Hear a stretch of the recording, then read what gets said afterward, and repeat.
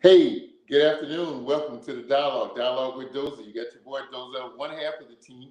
The other half probably won't be here last night. We gave him last week off. I won't tell you where he was. We gave him last week off, and he's still celebrating tonight. And tonight's dialogue is well, welcome aboard. Coming to you exclusively tonight from sunny South Florida. Madam Producer, don't get too upset by me saying sunny South Florida. Had a few clouds in the sky, maybe a few raindrops, drizzles, but for the most part, sunny Gulf weather, South Florida, 84 degrees. Hey, who wouldn't like this? Anyway, tonight is hot button Monday.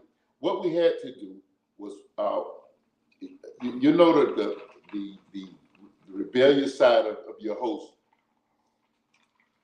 It was my desire to continue, and we'll pick it up next week, no problem. We're continuing because we're black 365 days out the year, and however old we are, that's how long we've been black. So our history is continuously being made. I heard someone say that last night, and I'm going to use it. I think it was Minister Griff said that last night. But we're not letting a calendar or anybody limit us to talking about our history. So tonight we were going to look at the black church. And our guest was a little under the weather. So in all fairness, we decided to reschedule that for week after next. Next week, we're looking at African Americans in the criminal justice system. But tonight, guess who the guests are? The guests are you, because it's Hot Button Monday. So we'll be discussing the topics. Now, you really got to write those comments in, and you'll see me leaning up into the camera so that I can read the comments. But it's Hot Button Monday. It only works if you're a part of it. So hot button means, that came from someone asked, what did that mean? Well, it meant radio, which is my initial passion. In radio, the button is what the DJs would hit, or the host, or whoever, whatever we refer to them as, would hit that button to bring the guest on. So tonight, we say it's Hot Button Monday. What we do is we lean into, or the producer lists your comments or your questions or your whatever it is, and we'll comment from that. So tonight, Hot Button Monday, right here, Dialogue with Dozie, and we'll be back. We'll have guests in next week, but tonight you are the guest. Hey, I want to open the show up tonight. I'm a little warm, so forgive me if I keep getting a drink of water. It's Lent, so it's water exclusively during this season. I wanted to mention tonight that there was one of our great guests. His name is Jack Strickland. He's and Fern, you'll like this. Jack is a Gator. He's a Gator fan. In fact, he lives right there in Gainesville. And Jack put a post on Facebook that is so it almost is iconic, and it covers the gamut. It's human interest story and everything. And what happened was Jack wrote this comment. He posted it with a picture, which was a news story. I'm trying to see the source, but it was a news story, probably the local newspaper, and he posted it and he wrote a caption. Let me just kind of share with you the caption, and then I'm gonna go back and tell you the full story. So Saturday night's game was senior night, the last home game in Gainesville at the O'Connell Center, and I think it's still called O'Connell Center. And this young man who was a senior, who once they called him a Gator great. His name was Keontae Johnson. Keontae was injured, and he was thus unable to play in what was his final game. Now, you and I know,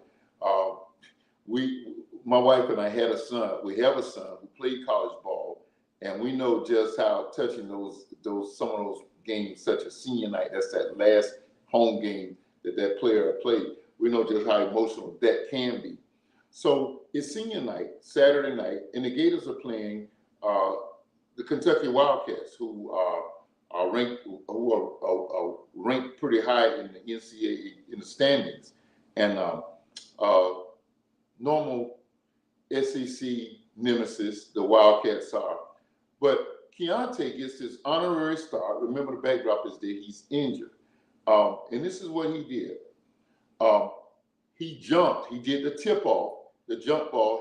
He did the tip off, and the ball, he tipped it, and the ball went to a Gator.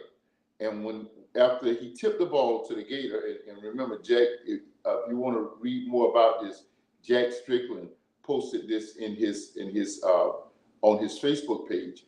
When Keontae tapped the ball to one of his teammates, they immediately called timeout. And Keontae did two things. First, he knelt down and he kissed the symbol at the center court line. He got on his knees and he kissed the symbol. He's a 4-year Gator, and he had an honorary start because of his injury status. And after doing so, he went over and shook the bench of the Kentucky Wildcats, including their coach, who was a part of who arranged just for that, for Keontae to win the tip, to tip the ball to one of his teammates, and for that teammate to call timeout. And Keontae went to the bench as he's unable to play. And but there's an iconic picture of him kissing the half-court line. I don't know about you, but that's just a beautiful human interest story. And because of that, I wore my Gator hat tonight on this Hot Button Monday. And I thought it was a very, very special occasion. And just so grateful to see that happen in these days of college sports, when so much we know in college basketball. A few weeks ago, our beloved Juwan Howard was in a less than flattering incident in Wisconsin. And so for every negative, there's always a positive. And we just wanted to highlight that positive. It's a human interest story. These are young kids. They're amateurs. They're college kids. And we just wanted to just salute the Gators, salute the Kentucky Wildcats for going along with that and working to make that a very memorable night. This is Hot Button Monday. Now, it won't be a hot button unless the topics are unlimited. Whatever it is that you want to discuss, we'll discuss it tonight. This kind of reminds me of the first few weeks of the dialogue, and wow, unbelievably, we are approaching 2 years. That's right, 2 years of Dialogue with Dozie. We actually did our first show over in March of we did our first show over in March of 2020, that very turbulent year. And so now we are here we are again, and the dialogue is 2 years later. And when I started sitting in front of the camera myself, a Facebook Live camera, and my daughter and the team at GoGiggyCreations.com, moreGoGiggyCreations.com, started producing the show. You see the professional look that it has. Now, we're working on the background. We're going to do something about it. But tonight's Hot Button Monday. And when we talk about Hot Button, of course, I was doing some research after we made a very late decision on the Black Church show tonight to accommodate our beloved guest. I started looking at some of the statistics in preparation for what was scheduled to be next week's show. Next week's show was, in fact, Blacks in the criminal justice system, African Americans and the criminal justice system. And wow, when we get to that show, you don't want to miss it. There are some startling statistics. There's some startling thoughts, some startling perceptions, and just a lot of stuff to go on.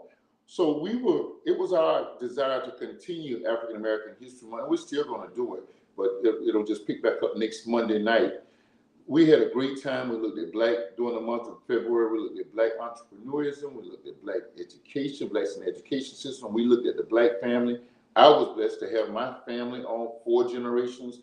My mother, my brother and I, my brother's daughter and our daughter, Toya, who produces the show, and then Toya's daughters were on. Patience and Joy were on the show. So we had 4 generations, and we discussed things that were germane to family life, kind of flavored with the Black perspective. And then on last week, we had a very controversial subject, and that subject was the issue of reparations.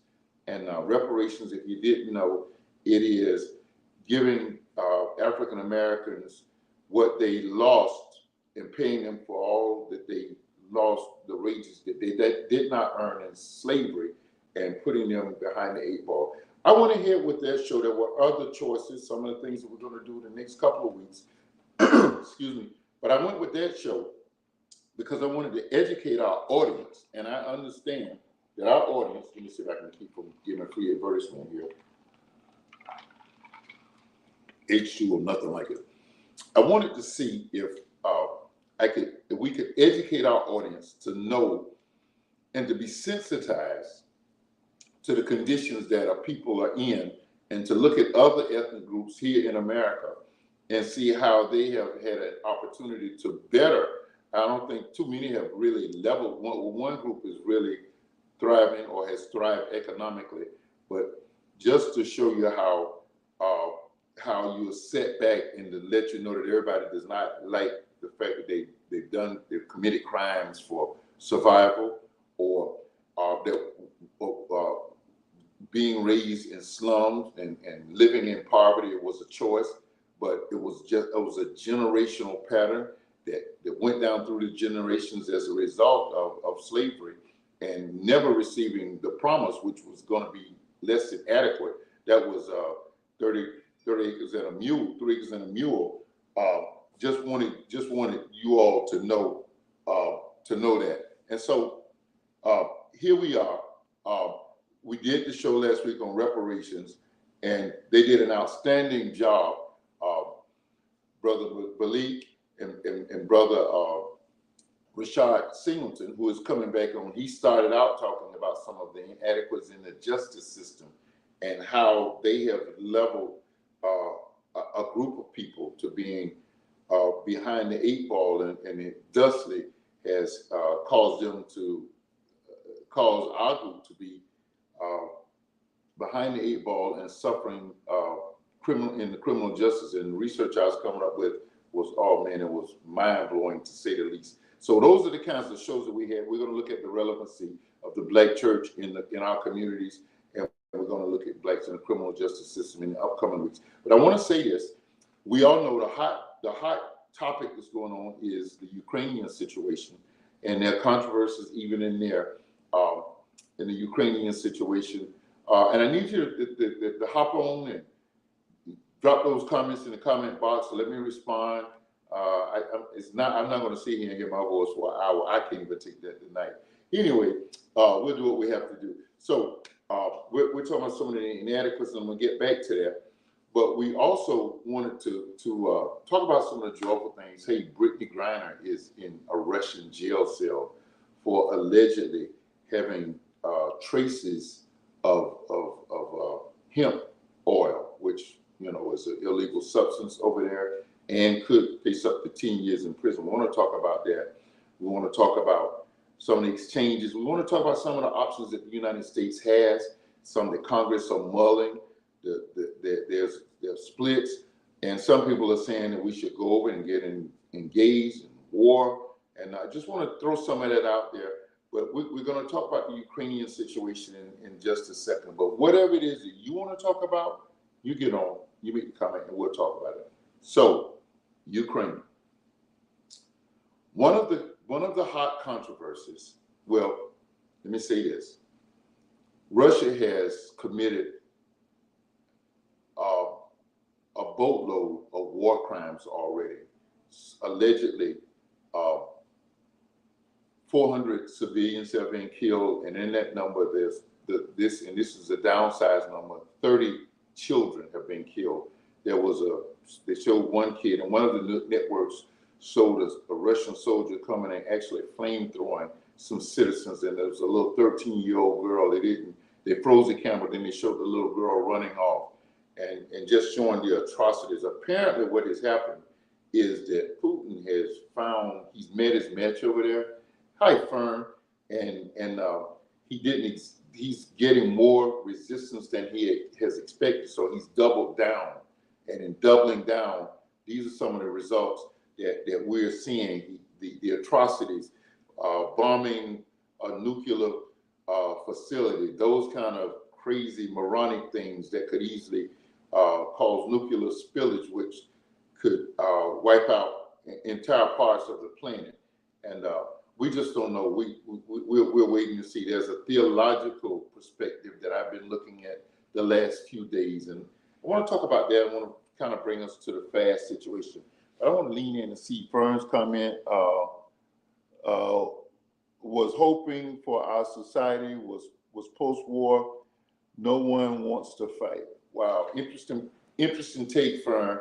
Honest take, interesting take. Hey, you all share this show out tonight so we can get some more viewers and get more perspectives. It's very interesting. The Bible speaks that there will always be wars and rumors of war.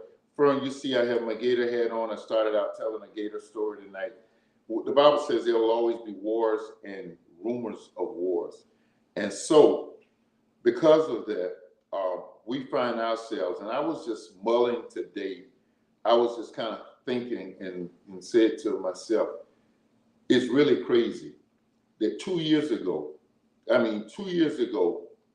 not quite 2 years ago, but 2 years ago and a few weeks down the line, we were looking at the Ahmaud Arbery death, the George Floyd killing in May, but we were already caught in a pandemic. And a pandemic is not an epidemic, it's a pandemic, meaning spanning the globe, the Pan, P-A-N, Pan Am,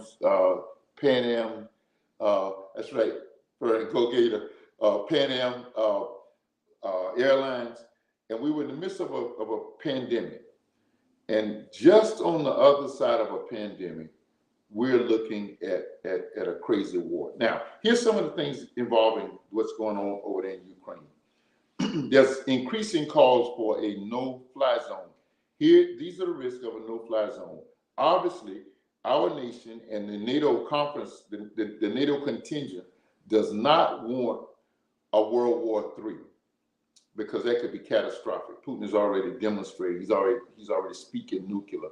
And we know that nuclear war basically wipes out the planet. And so that's one of the theological aspects on that. I'll talk later.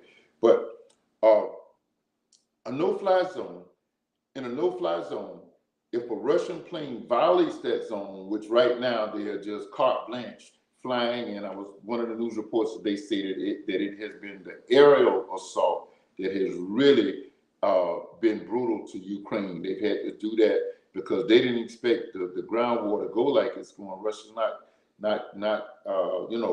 superb as they thought they were. The Ukrainians are giving them ample resistance.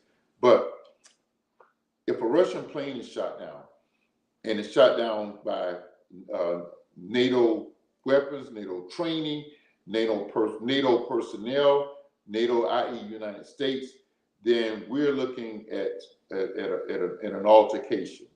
And an altercation will only lead to escalation, and that is exactly what we're trying to avoid. Now, know this, every war of our lifetime, of Fern in my lifetime, the Vietnam conflict, when Russia was in Afghanistan, when we were in Afghanistan, and all of these wars, know this, it wasn't us fighting the Afghans.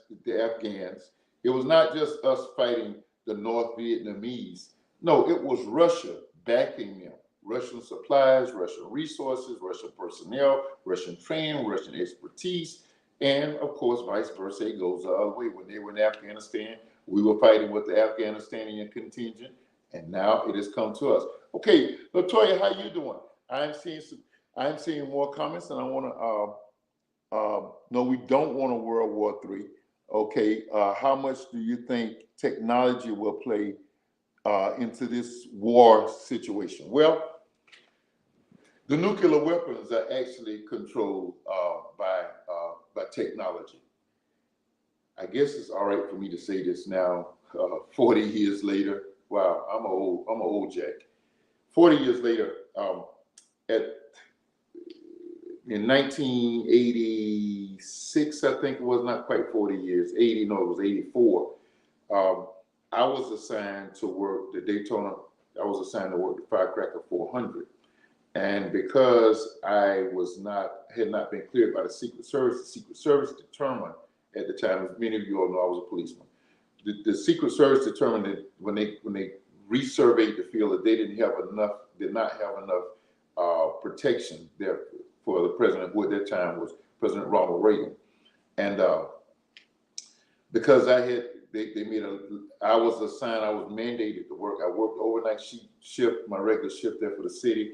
Then I was mandated to head to the Speedway, and I was assigned to a Secret Service agent who, in our position, was at the foot of the press box where President Reagan, actually, you know, he was a sportscaster, and he called the Daytona, he called the Firecracker 400 race from the Speedway.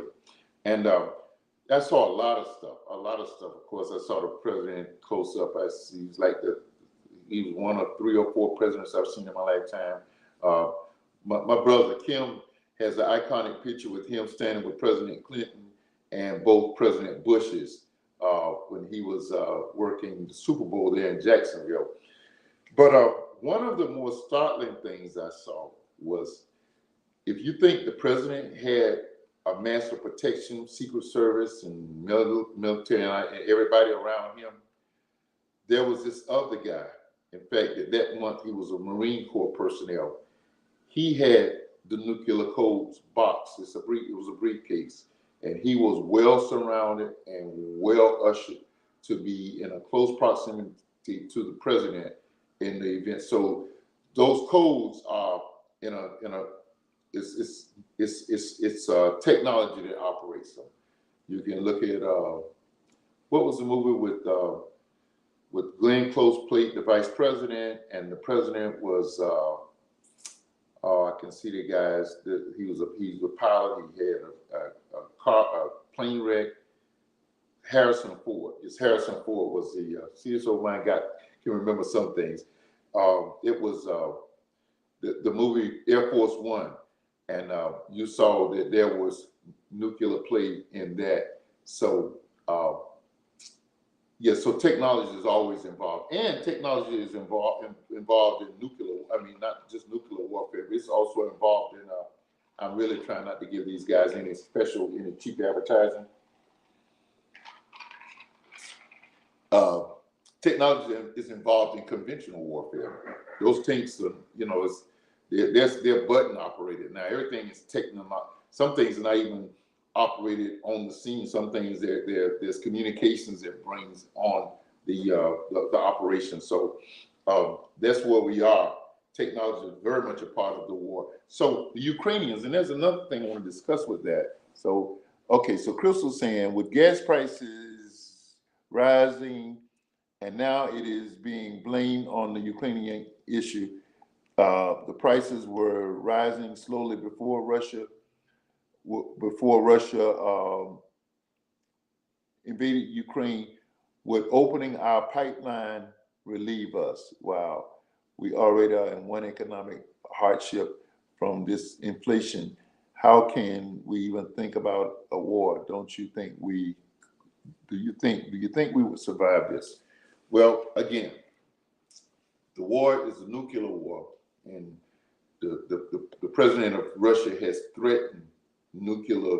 He's shot up a nuclear plant over in Ukraine. He's already talked about nuclear war, and that was not. That's why NATO is not involved, so we don't risk that. So that we don't risk nuclear war. So we don't want to do that. The war is. We've done everything, or the world stage has done everything diplomatically to try to avoid this, to try to keep this from occurring, to keep him from invading Ukraine. The conventional thinking is once he gets into Ukraine and overtakes it, he's going to overtake many of those Baltic states. His idea was, well, he never agreed with the dissolution of the Soviet Union, which President Gorbachev and President Bush kind of oversaw. The first President Bush kind of oversaw. And then Russia was just Russia again. So that's what President Putin, I think, has in his mindset. That's what he wants to do. We're going to break in just a second. But I want to throw these things out about the Ukrainian situation. We don't want to go to war. We don't want to get into combat with them. The NATO, the allies are not wanting to get involved, send troops. You can believe training, expertise, weapons, all manner of resources. But they're not wanting to have any NATO troops involved in the war, in a conflict itself, because of the possibility of a nuclear escalation, which no one survives. The no-fly zone, that's why it's being held off. Because again, if a Russian plane goes down, the war escalates.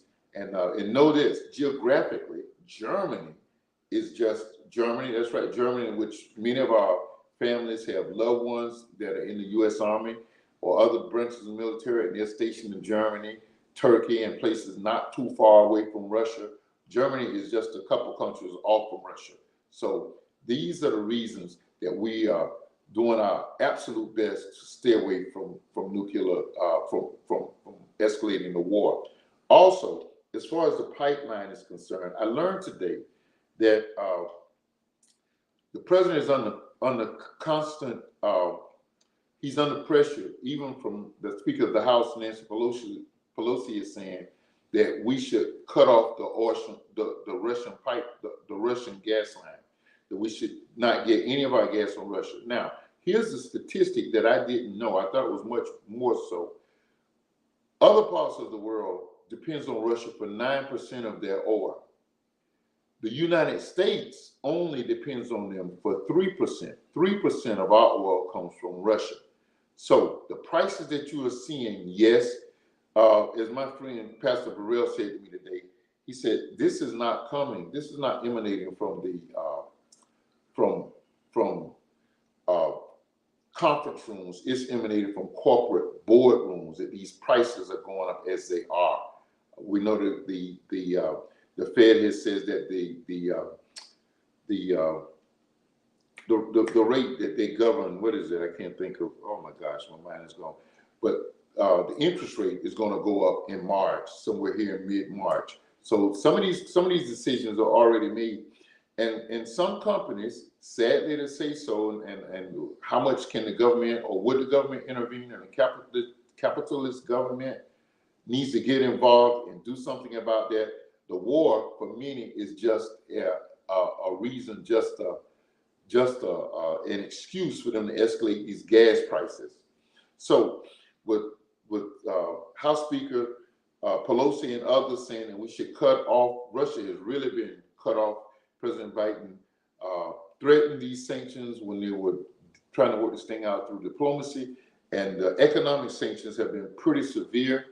And that's why you see Russia escalating as they are now. Another part of this thing is that Russia, because they haven't done as they thought they would, and they have doubled down militarily, President Putin knows for his survival, and I'm going to talk about that in a second, for his survival, he knows that Russia, they better hurry up and do what they're going to do, and that's get Ukraine and try to overtake that country and go in and occupy it. Now, okay, so Toya, I hope I answered your question. No, we could not survive a nuclear war. We don't want to even think about that. We're trying not to enter war with them. I was just thinking, sometimes you have to think theologically, you have to think big picture and see where the good Lord is in all of these things. And obviously, one of the things that's being said is that this could lead to Armageddon. The scripture says nobody knows the end of times, so we don't want to get too far off into that. But this kind of escalation could lead to a nuclear, what we have determined would be nuclear annihilation of what we know now as the world. But what we do know, those of us who believe in the Most High God, that God can put his finger on a button and you can press it all you want to, you can press all the codes and they won't go off. So God is still in charge.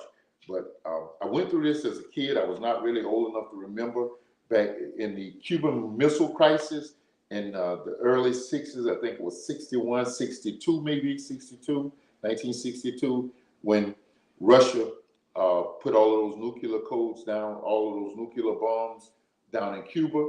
And the compromise is that we removed some of ours out of Turkey, which were headed right at them. They were pointing right at them. They took some out of here.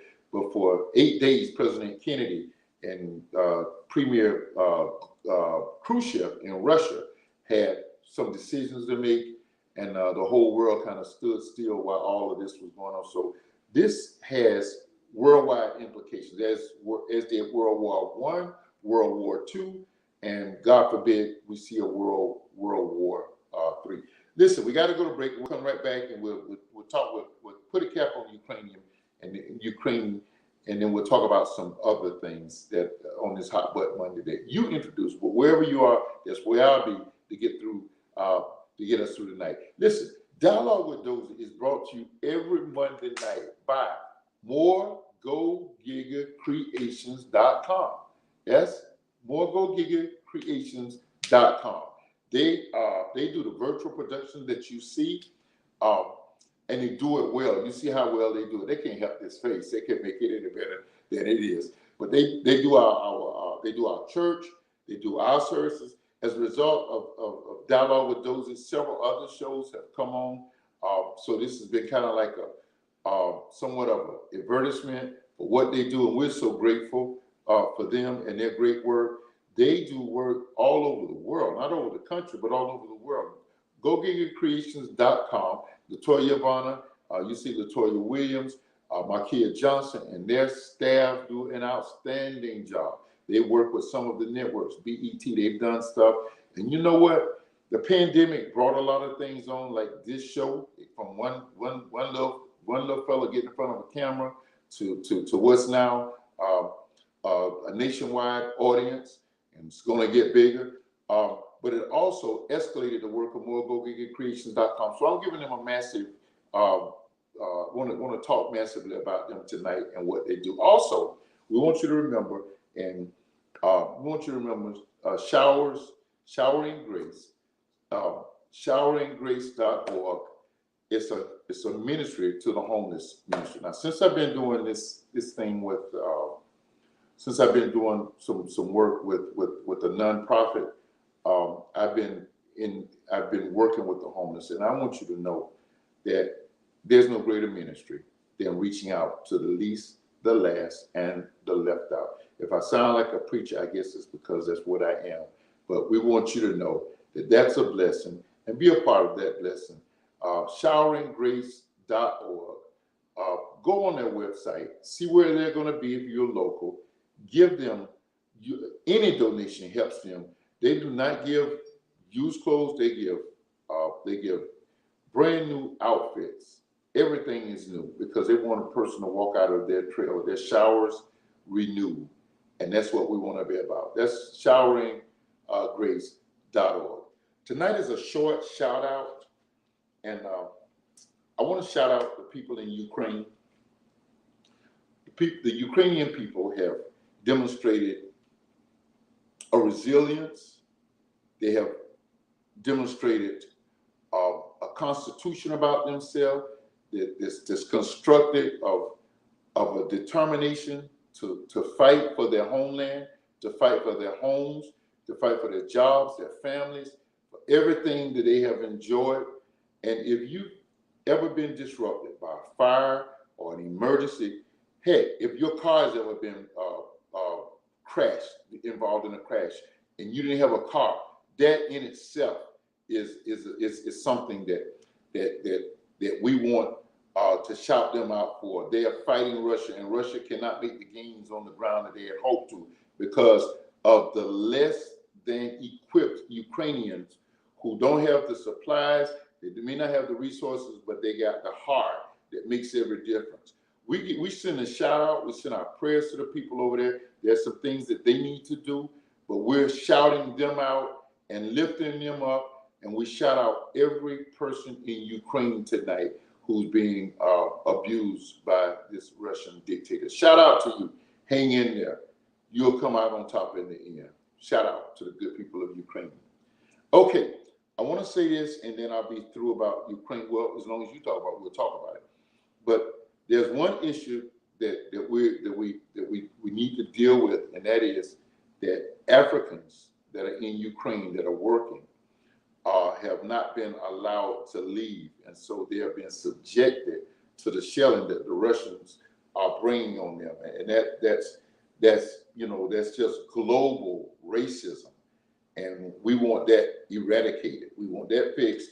The Ukrainian president is a brave soul. He's a spirited individual. He's constituted. He's charactered, but we're needing him to step in and intervene and the same channels that are getting the Ukrainian people and the Russian citizens that live in Ukraine that are being shelled and all other citizens, we want that to go to the African people who you have relied on to help with a lot of the technology that we've been discussing tonight in that. So fix that up, clean that up. Okay, Toya reminds us that tomorrow is International Women's Day. And for you all to know, this is Women's Appreciation Month. And we're going to do a show, it may be the last week on Women's Appreciation. But let me just talk about the countless women, starting with Harriet Tubman, Rosa Parks, Susan B. Anthony, just a myriad of women that have been a blessing to the human race. And it's not a race thing. It's been women of all colors, all creeds. It's been women from the original people here in this nation, the natives, the Native Americans, the women who have stood tall and made this nation what it needs to be and what it ought to be. And so we're so grateful and asking you on this Hot Button Monday to remember our women. And listen, while we're remembering those women from history, remember the women, remember the moms of the world. Don't have to wait for Mother's Day. Remember the sisters, the big sisters who took care of you. Remember Big Mama. Remember in the school system, the teachers are 97% women. Well, that's what it was a few years ago. And that's all we know basically as children growing up. Let's respect. Let's go back to respecting our women. I saw a young lady in the mall yesterday, and she was a young girl. I doubt she was 20 years old. She had a shirt on that the words across it were F-I-T-C-H, spelling the word fish. And it was obviously a play on word for that horrible word that has been the female dog that unfortunately our women call themselves. And that's not a racial thing that cuts across all colors, creeds out here, from the Hispanic community, the Caucasian community, the African American community, every community, referring to themselves, referring to other females as such. And listen, we're bigger than that. We're better than that. And so we respect the women of the world. They're the cradle of society. Hey, they outnumber we guys 3-1, right? It was a woman. In fact, it was a woman who set Moses down in the Nile River so that he could escape persecution. And it was a woman who raised, in fact, it was Pharaoh's daughter who raised Moses. Moses went on to be one of the greatest leaders throughout all of history. So let's remember that. I want to talk Brittany Griner now. I learned this. In fact, I just learned a few years ago that the WNBA players, my wife asked me how much do they make, and I was thinking they may make $2 or $3 million a year, and was really totally blown away to learn that some of them don't even make $100,000 a year. In fact, the average salary was less than $200,000 a year. And so what they do is they go and play overseas. So they play overseas, and which means that they're basically playing basketball they're almost playing basketball 12 months out of the year. And they go overseas, they play in Israel, they play in Russia, they play in Italy, they play in France, they play all over the globe and make more money in these other markets from what I understand. And so Brittany Griner has, who has been in the WNBA about 7 or 8 years now, has been playing in Russia for many of those years. It just came out in the middle of this crisis that Brittany Griner, drink from this green cup, covered up, no free no free advertisements on the dialogue unless the producers and we say so. Brittany has been in Russian captivity for over a month. And you've seen the pictures that were her alleged luggage, where they found substances in the luggage. They found hemp oil, which can, we understand, carry sentence in the Russian court system of over 10 years in Russia, in their prisons. Now, what's going on? America is seizing, America and the world outside of Russia is seizing a lot of the Russian oligarchs' personal property. In Fort Lauderdale, there are a lot of yachts. They're being seized. Homes are being seized. They're doing everything they can to put the squeeze on President Putin and his regime to let them know that what they're doing needs to come to a halt. And it was spoken of before it happened, and so now the screws are being tightened up. But the fact that we just learned that Brittany Griner was arrested almost a month ago is in itself almost a criminal matter that hasn't been known. Maybe it was purposely being kept on DL. I'm sure it probably was. But we saw some Russian oligarchs being shipped back over across to Russia. And I think what's happening is there's going to be some diplomatic decisions. And it would be so ironic if her incarceration for quote unquote charge leads to America stepping up into this war. It would really be something. I'm seeing some notice, and this way KB helps me a whole lot. Okay, Netflix paid Cody and $30 million for the Kanye West footage. Oh wow, $30 million for Kanye West footage. Who watched the Kanye West documentary on Netflix? I didn't, but I will. Okay, Henry Glenn says citizens of this world are showing more sense, love and support and compassion during Russia and Ukrainian than all of our leaders. Okay, Henry, I want to just kind of, I don't want to take you to task on that, but I want to say that I somewhat agree. As we had discussed earlier, there's a lot of frustration that we are not, and the president of Ukraine is even asking that. But if we get into a war with Russia, if NATO or if America, who is a great part of NATO, gets involved with the war in a conflict with them, it's likely to lead to nuclear war.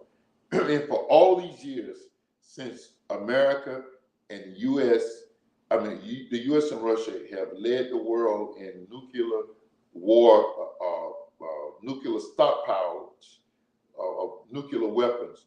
We have done everything on both sides to avoid a nuclear showdown because of the catastrophic Armageddon-like possibilities. So there's a lot of things that we don't know that's not going to be said publicly. A lot of people say President Biden showed a lot of wisdom in stepping up and exposing that Russia, the intelligence that we have. See, America has the greatest intelligence network in all of the world. All of the world. That little trick that he pulled in the 2016 election where Putin came over and did some cyber things to just let us know we could do some things. We have let them know that we're superior. But when it comes to nuclear warfare, it's predicted that no one, if the two superpowers engaged, that no one would survive. So that's why it looks like we're not being compassionate, but we're doing a whole lot that you don't know is not being told. And the no-fly zone and some of those things, we're doing that. We're restraining. I think that you're going to see the gas thing that was mentioned earlier. You're going to see that we're going to cut that gas line off in a minute. We're going to hold on to our reserves because we can survive. Remember, we have friends in the Saudi arena, and that's where a lot of our gas lines come from. I'm liking this hot button Monday. We got a lot of responses tonight. So now, back to Brittany.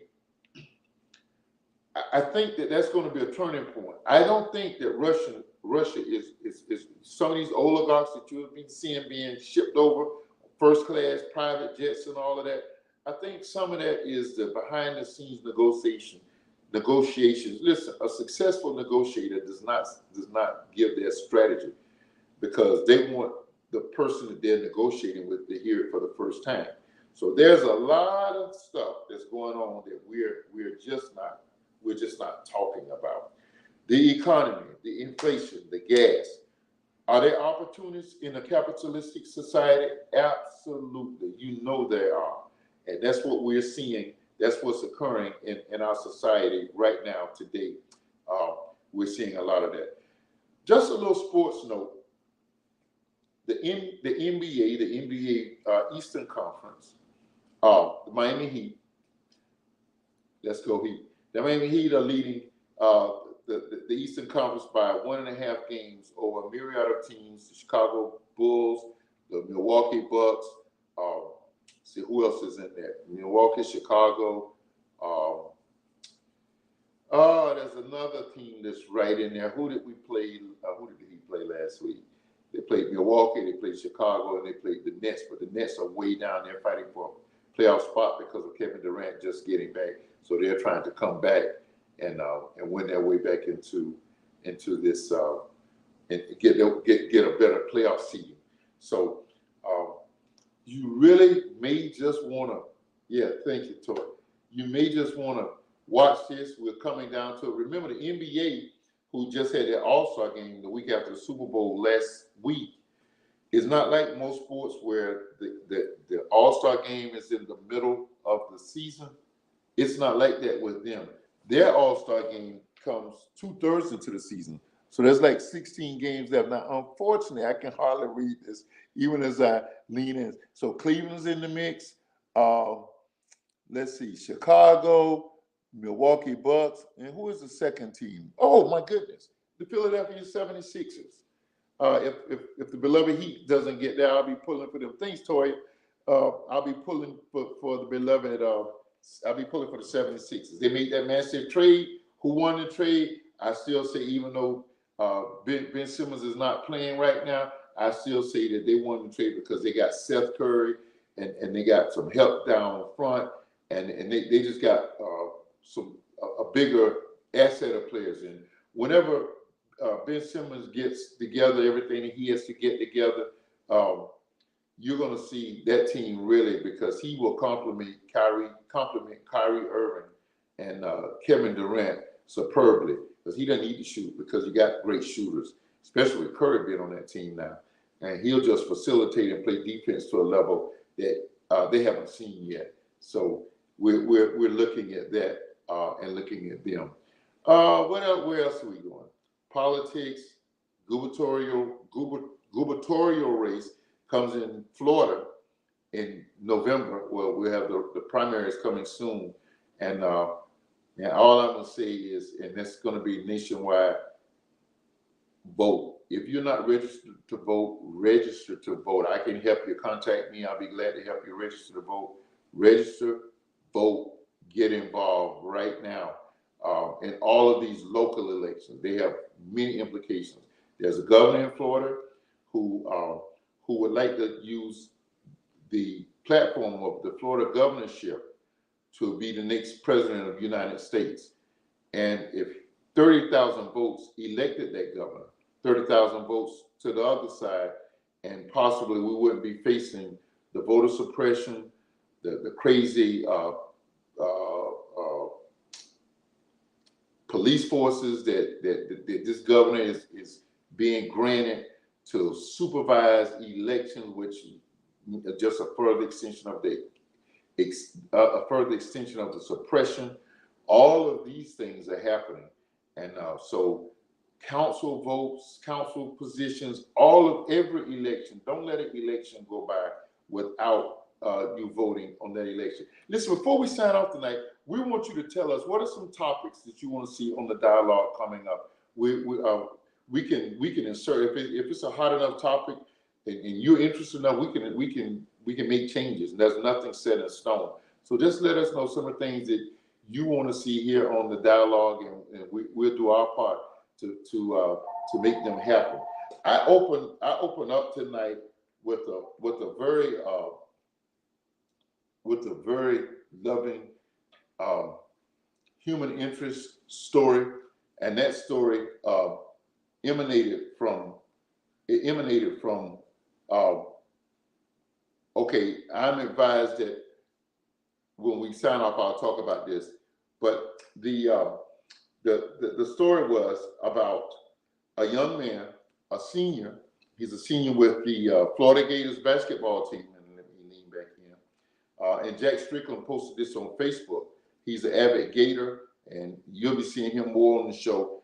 And on this show, he talked about, we opened up talking about Keontae Johnson, a Gator great who's a senior on the basketball team. And they did an honorary jump ball where he jumped the tip and tipped it to a Gator teammate. And he tipped it to that Gator teammate, and they called timeout. Keontae, who is injured and not able to play, he's a senior, and it was senior night, the last regular season game, the last game that's going to be played in O'Connell Center this year by the Gator basketball team.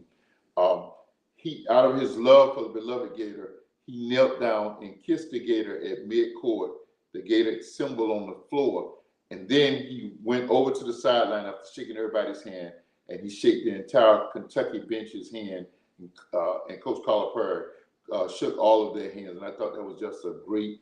Jack, thank you again for putting that on for posting that on Facebook, and then going to further explanation and telling me the things behind the scene posts about that. That was just, yes, you see him there. That was just an awesome night. What an awesome. Go beyond sports. It's a human interest story. Before we sign off, I want to talk a little bit about fasting.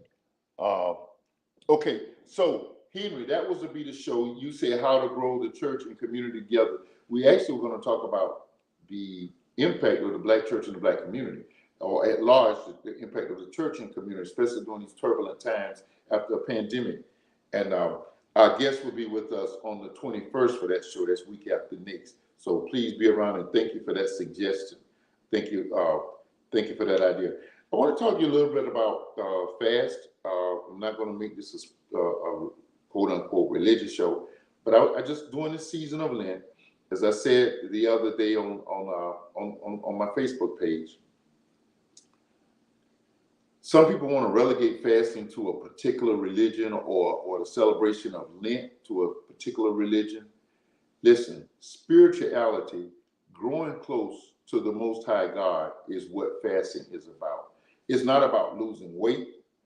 It's not about going to bed earlier for your health purposes. It's not about not putting substances in your body that are detrimental. I'm not talking about substances, narcotics or alcohol. I'm talking about some food products. We know fats and greases, and that's not good for. But it's not about any of those things. A spiritual fast is a spiritual fast into our God. And so a spiritual fast, and Lent is a convenient time because it leads up to what we Christians celebrate as a Resurrection Sunday morning. Some of us call it Easter. So a fast is a time that we choose to get closer to God. It's not a matter of who invented Lent, where that came from. That's not the issue. The issue is it's an opportunity to grow closer to the Lord. Now, what happens is there are some health issues that will happen. Diabetes to get better as we lose weight if you're fasting for food. If you're fasting about your sleeping habits, yes, you'll get more sleep. You'll be healthier. If you're fasting about what you eat during that Lenten, during the season of fasting, yes, it is. You eating healthier foods. All of these things make every difference in the world. So we're just saying, let this be a season of first you growing closer to God. That's the primary. That is the sole focus. Everything else is a byproduct. It's simply like what the Christian scriptures say. The words in the red letter Bible says, "Seek ye first the kingdom of heaven, and all of these things will be added unto you." That's what fasting is, and I'm just trying to tell you the advantages of fasting. Listen, we got to get out of here. Thank you for making this a very enjoyable Hot Button Monday. Next week, we're looking to do African Americans and the criminal justice system. Came across some startling statistics and perceptions. I want to share them. Hope to have Rashad Strickland on with us. KB will be here next week. He would miss this one for the world. Thank you for joining us. We love you and we appreciate you. Dialogue with Dozie is brought to you every Monday night at 8 o'clock by GoGigaCreations.com. That's right.